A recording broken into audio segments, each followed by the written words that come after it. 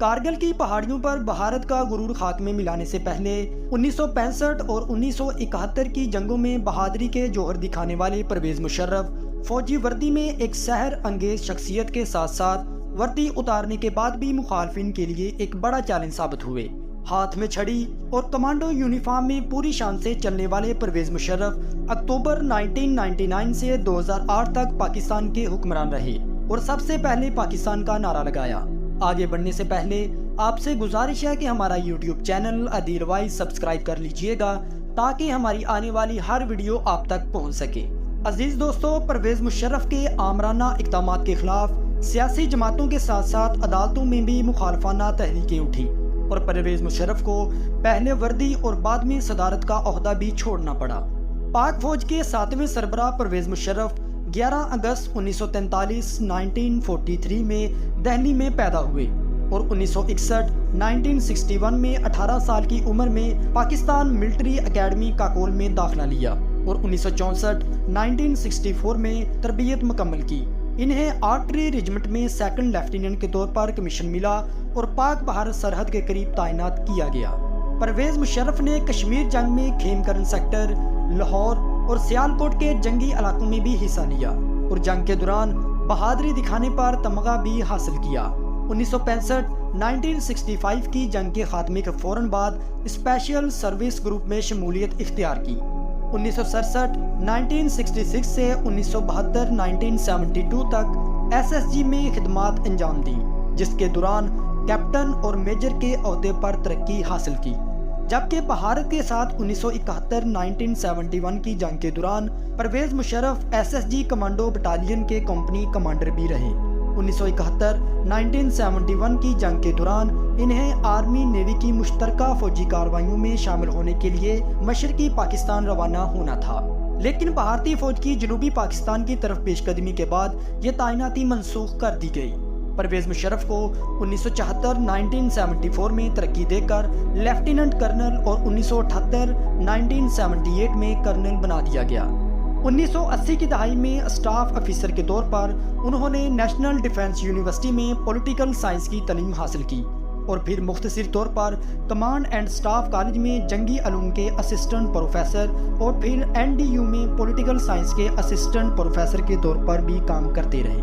1987 میں پرویز مشرف سیاچن گلیشیر کے قریب SSG کی ایک نئی کمپنی کے بریگیڈ کمانڈر بھی رہے۔ انہیں اس وقت کے صدر اور chief of army staff general Zia الحق نے بہادری اور جنگ کے وسیع تجربے کی وجہ سے اس ذمہ داری کے لیے منتخب کیا تھا، جبکہ 1998 میں وزیر اعظم نواز شریف اور آرمی چیف جنرل جہانگیر کرامت کے درمیان اختلافات کی وجہ سے نئے فوجی سربراہ کے لیے تیسرے نمبر پر موجود پرویز مشرف کا انتخاب کیا گیا، لیکن کارگل کا محاذ نواز شریف اور پرویز مشرف کے درمیان وجہ تنازعہ بن گیا۔ پرویز مشرف سری لنکن فوج کی 50ویں سالگرہ کی تقریبات میں شرکت کے بعد پاکستان واپس آ رہے تھے کہ وزیر اعظم آفس کے دفتر سے احکامات جاری ہونے کے بعد ان کی پرواز کو کراچی انٹرنیشنل ایئرپورٹ پر لینڈنگ کی اجازت دینے سے انکار کر دیا گیا، جس کے بعد وزیر اعظم نواز شریف کو گھر میں نظر بند کر کے پرویز مشرف نے اقتدار سنبھال لیا۔ پرویز مشرف 12 اکتوبر 1999 کو نواز شریف کی حکومت ختم کر کے چیف ایگزیکٹو بن گئے اور 9/11 حملے کے بعد القاعدہ کے خلاف افغان جنگ میں فرنٹ لائن اتحادی بننے کی امریکی پیشکش بھی قبول کر لی۔ اپریل 2002 میں وہ ریفرینڈم کرا کے باقاعدہ صدر پاکستان منتخب ہو گئے، جبکہ سال 2004 میں اسمبلی سے مسلم لیگ کاف کی حمایت سے آئین میں 17ویں ترمیم کرا کے مزید 5 سال کے لیے باوردی صدر منتخب ہو گئے۔ پرویز مشرف کے دور میں ملکی دفاع کو مضبوط بنانے کے لیے جاری منصوبوں کے ساتھ میزائل ٹیکنالوجی سمیت دیگر دفاعی منصوبوں کا آغاز کیا گیا۔ ان کے دور کو بہتر معاشی دور سمجھا جاتا ہے، جہاں پاکستان IMF کے قرض سے نجات حاصل کر سکتا تھا۔ نومبر 2007 کو پرویز مشرف نے آئین مخالف اقدامات کر کے اعلیٰ عدلیہ کے ججز کو معزول کر دیا، جو ایک بڑا تنازع بنا اور عدلیہ آزادی تحریک شروع ہوئی۔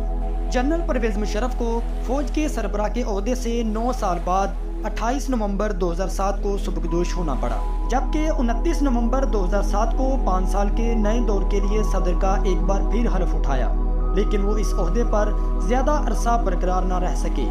बेनज़ीर भुट्टो की पाकिस्तान आमद के बाद जनरल रिटायर्ड परवेज़ मुशर्रफ के लिए इक़्तिदार पर कायम रहने में मुश्किलात पैदा हुई।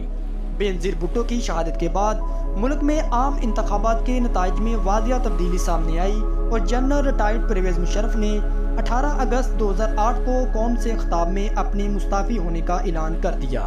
बाद में इन्हें मुकम्मल एजाज़ के साथ बैरूनी मुल्क रुखसत किया गया।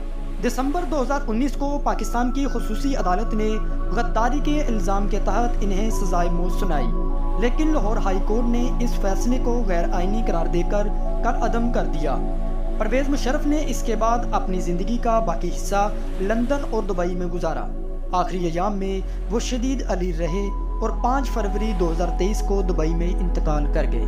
अजीज़ दोस्तों, आपको हमारी ये वीडियो कैसी लगी हमें कमेंट करके ज़रूर बताइएगा। शुक्रिया।